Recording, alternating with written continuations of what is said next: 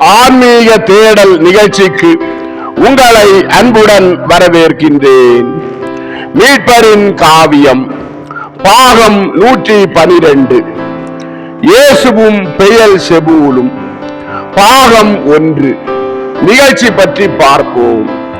மத்தேயு நற்செய்தி அதிகாரம் 12 இறை வார்த்தைகள் 22 முதல் 24 வரையும், மார்க்கு நற்செய்தி அதிகாரம் 3 இறை வார்த்தைகள் 20 முதல் 22 வரையும், லூக்கா நற்செய்தி அதிகாரம் 11 வசனங்கள் 14 மற்றும் 15 வரை.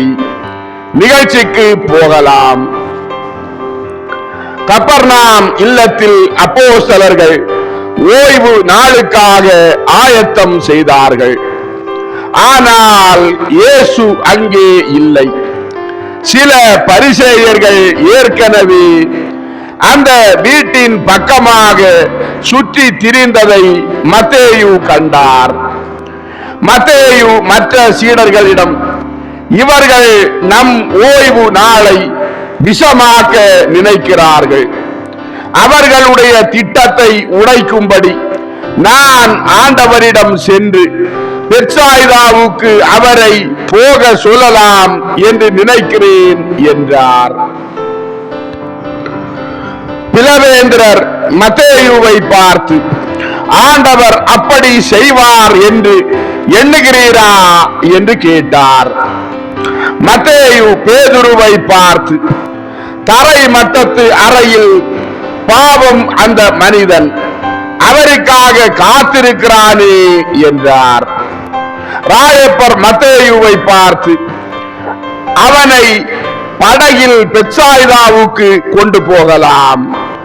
நானோ அல்லது இன்னொருவரோ ஆண்டவரை சென்று சந்திக்கலாம் என்றார். பிலிப்பு பேதுருவை பார்த்து, இது மோசமில்லையே என்றார். ராயப்பர் மற்ற சீடர்களிடம், பரிசேயர்களுடைய காவலுக்கு வேத பாரகர்களும் துணை கொடுக்க வந்திருக்கிறார்கள் என்பதையும் கவனியுங்கள். நாம் உடனே போவோம். நீங்கள் நோயாளியை சமையல் தோட்டம் வழியாக வீட்டு பின்புறமாய் கொண்டு போங்கள். நான் படகை அத்திக்கிணறுக்கு கொண்டு போகிறேன். யாக்கோபும் அப்படியே செய்யட்டும். தீவிர சீமோனும் ஆண்டவரின் சகோதரர்களும் அவரை சந்திக்க போகட்டும் என்றார். யூதாஸ் பேதுருவை பார்த்து, அந்த பேய் பிடித்தவனுடன் நான் போகவில்லை என்றான். ராயப்பர் யூதாஸை பார்த்து, ஏன் உம்மை அந்த பேய் தொற்றிவிடும் என்று பயப்படுகிறீரா என்று கேட்டார்.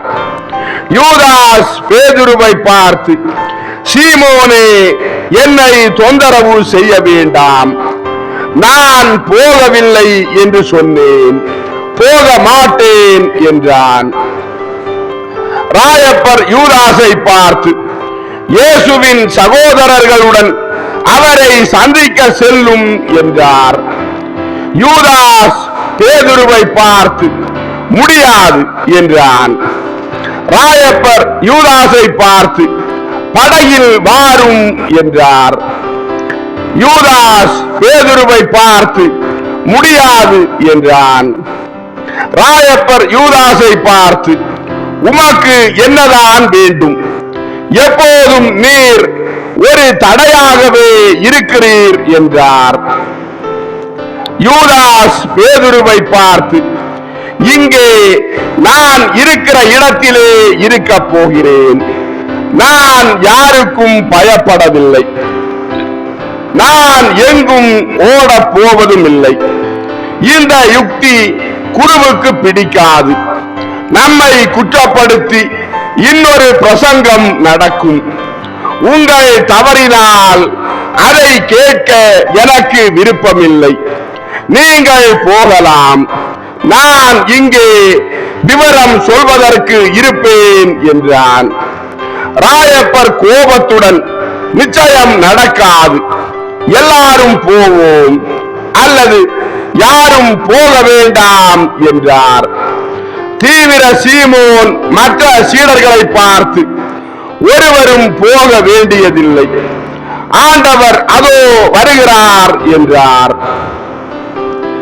ராயப்பர் தனக்குள்ளே முணங்கிக் கொண்டு மற்ற சீடர்களுடன் இயேசுவை சந்திக்க சென்று ஆண்டவருக்கு வணக்கம் சொன்னபின், அந்தகனும் ஊமையுமான பேய் பிடித்துள்ள மனிதனை பற்றியும் அவன் தன் உறவினர்களுடன் நெடு நேரம் காத்திருக்கிறான் என்றும் சொன்னார். மத்தேயு இயேசுவை பார்த்து, அசைவற்ற உடல் போல் இருக்கிறான். அவன் சில வெற்று சாக்குகளில் போய் விழுந்தவன், எழும்பவே இல்லை. அவனுடைய உறவினர்கள் உம்மையே நம்பியிருக்கிறார்கள். தாக சாந்தி செய்துவிட்டு அவனை போய் பார்க்கலாம் என்றார். இயேசு மத்தேயுவை பார்த்து, வேண்டாம், உடனே போகிறேன், அவன் எங்கே இருக்கிறான் என்று கேட்டார். மத்தேயு இயேசுவை பார்த்து, கீழ் மாடியில் அடுப்பின் பக்கமாக, அங்கே அவனையும் அவன் உறவினரையும் நான் இருக்கும்படி செய்தேன். ஏனென்றால் அநேக பரிசேயர்களும் வேத பாரகர்களும் வந்திருக்கிறார்கள், அவர்கள் பதுங்கி இருப்பதாக தெரிகிறது என்றார். இயேசு சீடர்களை பார்த்து, யூதாஸ் இங்கே இல்லையா என்று கேட்டார். ராயப்பர் இயேசுவை பார்த்து, வீட்டில்தான் இருந்தார், அவர் மற்றெல்லாரும் செய்வதற்கு எதிராகவே இருக்கிறார் என்று முழங்கினார். இயேசு பேதுருவை பார்த்துவிட்டு வீட்டுக்குள் சென்றார். அங்கே யூதாசுக்கு வாழ்த்து சொல்லிவிட்டு அடுப்பு பக்கமாக சென்று வெளியே போய், நோயாளியை வெளியே கொண்டு வாருங்கள் என்றார். அங்கே ஒரு பரிசேயர் இருந்தார். அந்த பரிசேயர் இயேசுவை பார்த்து, அது நோய் அல்ல, அவன் பேய் பிடித்தவன் என்றான். இயேசு அந்த பரிசேயனை பார்த்து, அது உள்ளத்தின் நோய் என்றார். அந்த பரிசேயன் இயேசுவை பார்த்து, ஆனால் அவனுடைய கண்களும் நாவும் கட்டப்பட்டிருக்கின்றனவே என்றான். இயேசு அந்த பரிசேயனை பார்த்து, அது எப்போதும் உள்ளத்தின் நோய்தான், அதுதான் உடல் உறுப்புகளுக்கும் அங்கங்களுக்கும் தாவுகிறது. நான் சொல்லி முடிக்க விட்டிருந்தால் நான் இதைத்தான் சொல்ல வந்தேன் என்பதை நீ கண்டிருப்பாய். ஒருவன் சுகமில்லாமல் இருக்கும் போது காய்ச்சல் அவன் இரத்தத்தில் இருக்கும். அதற்கு பின் இது உடலின் ஒரு பாகத்தை அல்லது இன்னொரு பாகத்தை தாக்குகிறது என்றார். பரிசேயன் மறுப்பு சொல்ல முடியாமல் மௌனமானான். பேய் பிடித்த மனிதனை ஆண்டவர் முன்பாக கொண்டு சென்றார்கள். இதற்கிடையில் ஜனங்கள் கூடிவிட்டார்கள். அவர்கள் மத்தியில் 4 பரிசேயர்களும் யாயீரும், ஒழுங்கை காக்க ஒரு ரோமை படை வீரனும், அடுத்த ஊரின் சில ஆட்களும் அங்கிருந்தார்கள். இயேசு நோயாளியை பார்த்து, கடவுளினுடைய நாமத்தால் இம்மனிதனுடைய கண்களிலிருந்தும் நாவிலிருந்தும் வெளியேறு, இது என் சித்தம், இவனை விடுவி, இவனை கொண்டிருக்க இதற்கு மேல் உனக்கு உத்தரவில்லை, ஓடிப்போ என்றார். பசாசின் கோப வெறியான ஒரு ஊளையில் இருந்து புதுமை நிகழத் தொடங்கியது. குணம் பெற்றவன், தாவீதின் மகனே, தாவீதின் மகனே, பரிசுத்தரே, அரசரே என்று கத்தினான். வேதபாரகன் பரிசேயனை பார்த்து, இவர்தான் தன்னை குணப்படுத்தியவர் என்று இம்மனிதனுக்கு எப்படி தெரியும் என்று கேட்டான். பரிசேயன் வேத பாரகனை பார்த்து, இதெல்லாம் ஒரு நாடகம், இப்படி செய்வதற்கு இவர்களுக்கு பணம் கொடுக்கப்பட்டிருக்கிறது என்றான். யாயீர் அவர்களை பார்த்து, யார் பணம் கொடுத்தது என்று கேட்டார். பரிசேயன் யாயீரை பார்த்து, நீரும் தான் என்றான். யாயீர் பரிசேயனை பார்த்து, என்ன காரணத்திற்காக என்று கேட்டார். பரிசேயன் யாயீரை பார்த்து, கப்பர்நாமை மதிப்புடையதாக்க என்றான். யாயீர் பரிசேயனை பார்த்து, இப்படி அறிவற்ற தனமாய் பேசி உம்முடைய அறிவை சுருமைப்படுத்த வேண்டாம். உம்முடைய நாவால் பொய் பேசி அதை அசுத்தப்படுத்தி அவமதிக்கவும் வேண்டாம். நீர் சொல்வது உண்மையல்ல என்று உமக்கே தெரியும். நீர் அபத்தம் பேசுகிறீர் என்பதை உணர்ந்து கொள்ளும். ஆகவே யாரோ ஒருவன் எல்லா இடத்திலும் பணம் கொடுக்க வேண்டும் தானே. இஸ்ராயேலில் சாதாரண மக்கள் மிக பணக்காரர்கள் என்று நான் அறியவில்லை. ஏனென்றால் நீரும் உம்முடன் எல்லா வலியவர்களும் நிச்சயம் இதற்கு பணம் கொடுத்திருக்க மாட்டீர்கள். அப்போ சாதாரண மக்கள் தான் பணம் கொடுத்திருக்க வேண்டும். ஏனென்றால் அவர்கள்தான் போதகரை நேசிக்கிறார்கள் என்றார். பரிசேயன் யாயீரை பார்த்து, நீர் ஜெபக்கூட தலைவர், அதனால்தான் அவரை நேசிக்கிறீர். மனேயன் இருக்கிறார். பெத்தானியாவில் தியோபிலஸின் லாசர் இருக்கிறார். இவர்கள் சாமானிய ஜனங்கள் அல்லவே என்றான். யாயீர் பரிசேயனை பார்த்து, ஆனால் அவர்கள் நேர்மையானவர்கள், நானும் அப்படிப்பட்டவன் தான். நாங்கள் யாரையும் எவ்வகையிலும் ஏமாற்றுவதில்லை. விசுவாசம் சம்பந்தப்பட்டவற்றில் இன்னும் குறைவே. நாங்கள் அப்படி ஏன் செய்ய மாட்டோம் என்றால், நாங்கள் கடவுளுக்கு பயப்படுகிறோம்.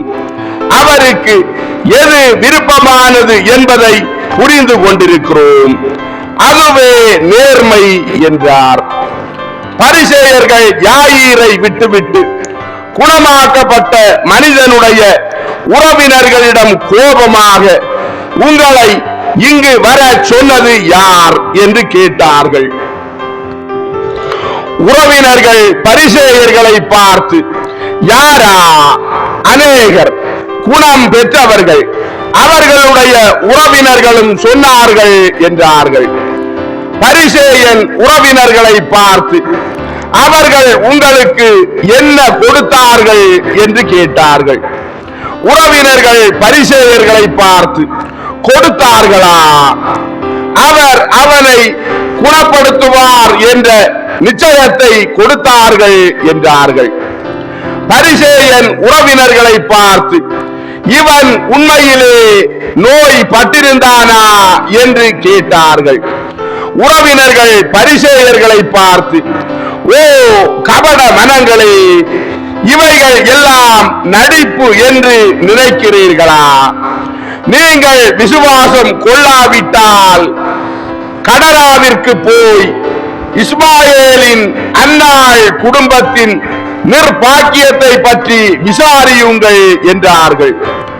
எரிச்சலடைந்த கப்பர்நாம் வாசிகள் நடுவில் குழப்பம் ஏற்பட்டது. அப்போது பக்கத்தில் இருந்த நாசரேத்தில் இருந்து வந்திருந்த கலிலேயர்கள் சிலர் பேசத் தொடங்கினார்கள்.